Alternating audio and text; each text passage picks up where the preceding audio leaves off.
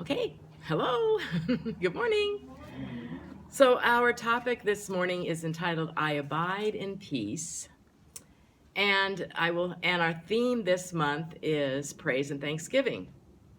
And so I am ever grateful that we have this beautiful weather in Alpine, California, since we have now been switched over to purple again in San Diego County, and our choice is not to be in or out. Our one choice is to be outside. So it's just gorgeous, and I so appreciate that. Before I start on today's topic, though, I want to give a little bit of review as to what we talked about last Sunday, because I think that it leads into it, and I just wanted to bring you up and remind you of what we talked about last Sunday, which was, what am I? And we talked about the fact that it's important to think about what I am versus who I am. For who I am are the roles that I play and the work that I do and all of those things, the personality that I have, and all of those things are changeable.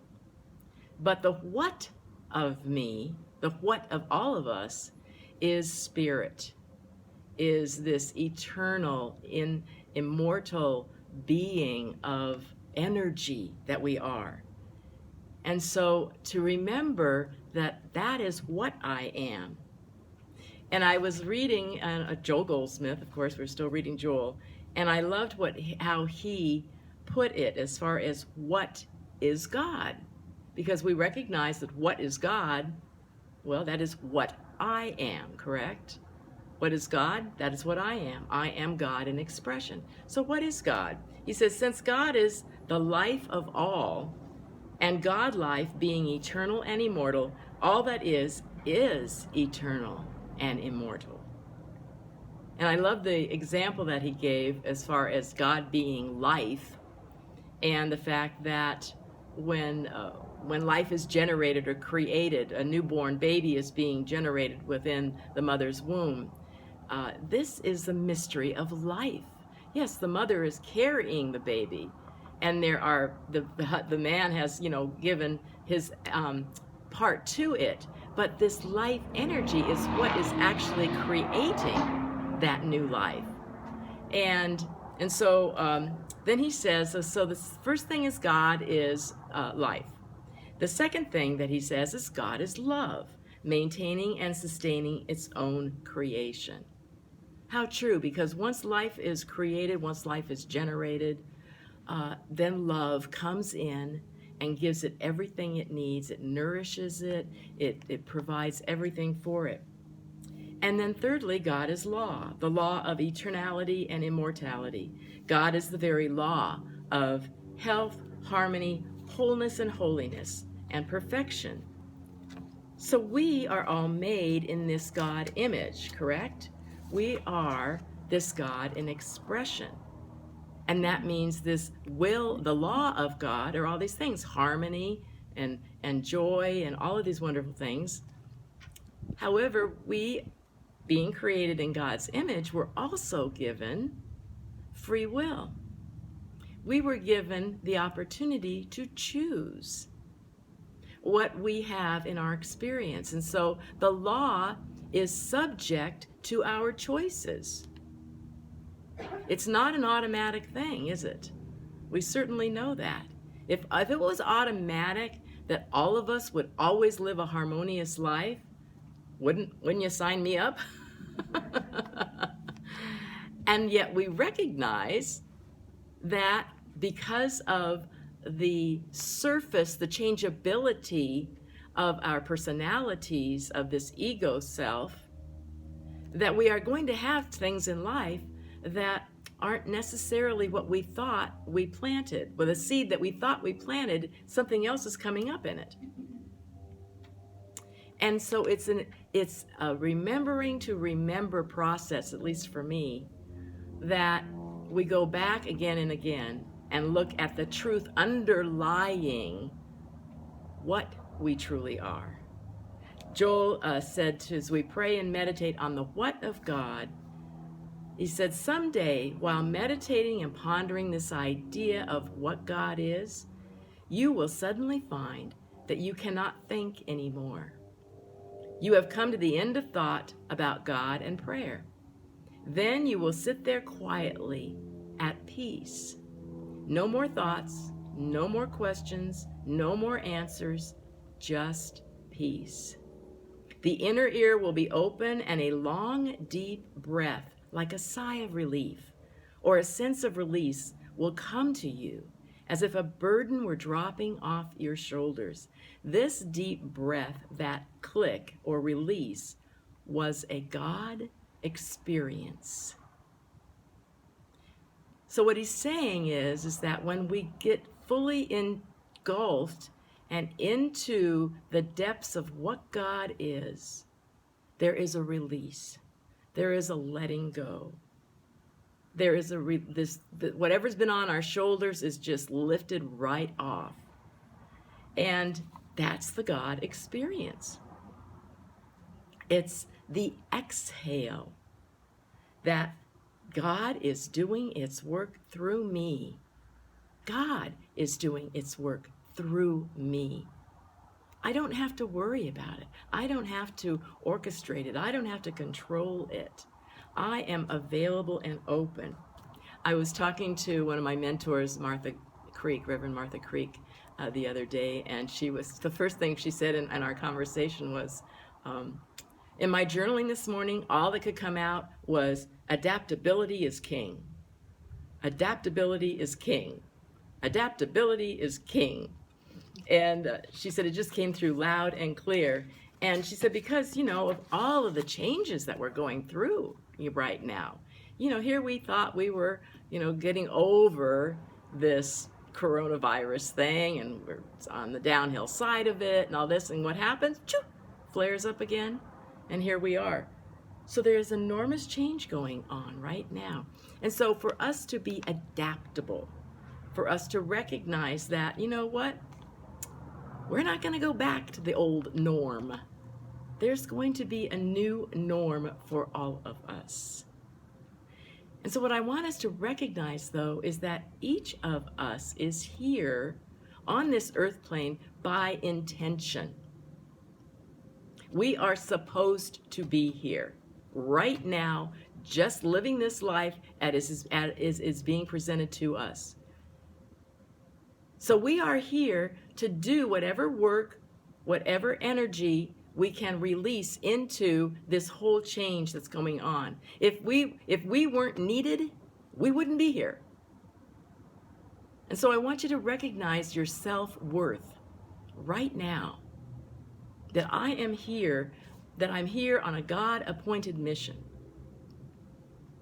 And there's a story that I want to illustrate that says that each and every one of us is important, and we never know when that self-worth, when that importance will come forth. And the one little added element that we can add to just bringing more peace to the world, just in our own self, what it can do for the rest of the world. It was two birds are sitting on a tree.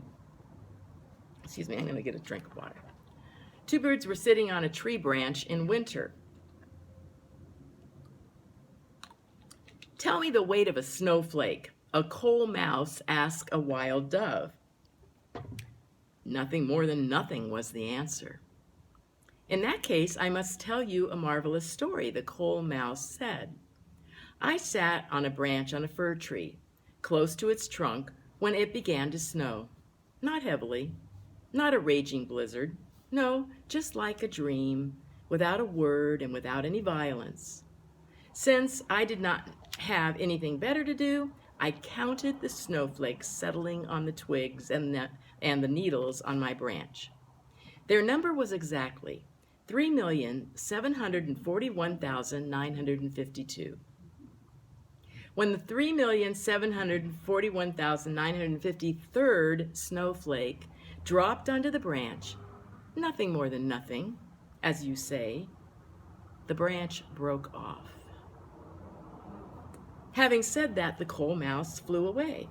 The dove, who since Noah's time had been the authority on the matter, thought about the story for a while and finally said to herself, perhaps there is only one person lacking for peace to come to the world. How important each of us are to bring peace, the experience of peace to the world, to recognize that we are not separate, that we are one, and that we are here to bolster up, to give what we can so that another can receive it. To know that God is in charge and all is well. Boy, that's a full, tall order to fill these days, isn't it? It's not easy. There was a story of a young woman, a mother, who was in the grocery store line, and her 2-year-old just started to do, what they 2-year-olds do. Throwing a fit, throwing the tantrum, big time, just horrific. And of course, everybody around is noticing, and she's doing her best to try to calm this kid down. And she turns to the person behind her in line and she says, I know that they say it's best to just live in the moment. But right now, I want to live in a different moment. I want to live like sitting on a beach somewhere in some pristine place and just having the cool breeze come onto my shoulders. And that's the moment I want to live in right now. How many of us have thought that? How many of us can even go there if we're having that kind of a situation occur, And so humor to me is one of the benefits that we can all take when life seems too serious, that we can go ahead and look and see what is the humor, what can I glean out of this that I can take with me. And adaptability is king. Knowing that we don't take ourselves too seriously. And adaptability, what does that mean? Change. Once upon a time, there was a king who seemed to be tossed about life. He got upset when things went wrong. Anybody here? Yeah. He got puffed up and filled up with himself when things went well. Anybody here? And he didn't like either feeling. He wanted to be more calm in the challenging times and less puffed up with his ego when things went well. So he called all the wise men and all the sages in, and he gave them a commandment. I need you to craft me a saying, something short, that I can inscribe on the inside of this ring that will give me comfort in times of trouble and perspective in times of plenty. Off the sages and the wise men were sent and worked and worked and worked and around, and they argued and disagreed, but finally they came up with the one saying and presented it to the king. Inscribed inside the ring, it said, and this too shall pass. Yes, the one thing we can count on is change. And this too shall pass. Don't like the weather? It'll change. And beneath all of that, beneath this life that we're living, remember that it is love that is sustaining us. Love is propelling us. Love is encouraging us. And yes, even when there are things that we don't like, that we wouldn't have preferred to have happen, love is giving us something out of it. There is a benefit out of it. The Course in Miracles has a quote that says, the real cannot be threatened. What is the real? Love. Nothing unreal exists. What is the unreal? Fear. Herein lies the peace of God. When we can know back to the real, the truth, the reality, that God is, that love is, that is what I am, and that nothing unreal exists. There is no reality in fear. There is no reality in all of the illusions that come forth to us. So we, I believe, are meant to live in peace. We are meant to live in joy. We are meant to live in the flow of this life force that is living us. So I'm going to ask you this week to do as Joel has commented and encouraged us to do, is to go into the silence, to go into your meditation, to go into your prayer time, and think about, what is God, knowing that that is what I am.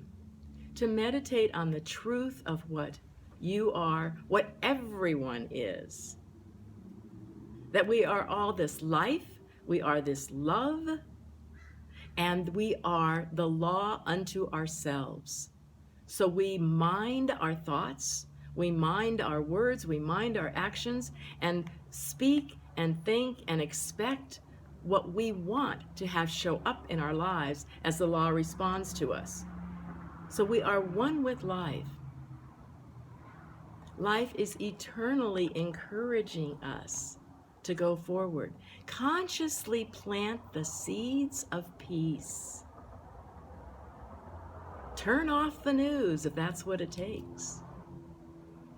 Go out on a day like today and just look at a tree. Accept the gifts. Know that this life is bigger, more expansive, eternal, immortal, than we can even comprehend. So let go of the limitations that we've all placed on ourselves. We all do it. And see ourselves as this whole, pristine avenue of peace. And let that peace just flow through us. And when we do that, what we will recognize is that there will be joy, there will be love, there will be this unending energy that we are then available to allow it to flow through us. Just breathe. And yes, be in the moment, knowing that whatever it is, you are sustained, you are loved, you are encouraged, and give of that higher self to all around you. Namaste.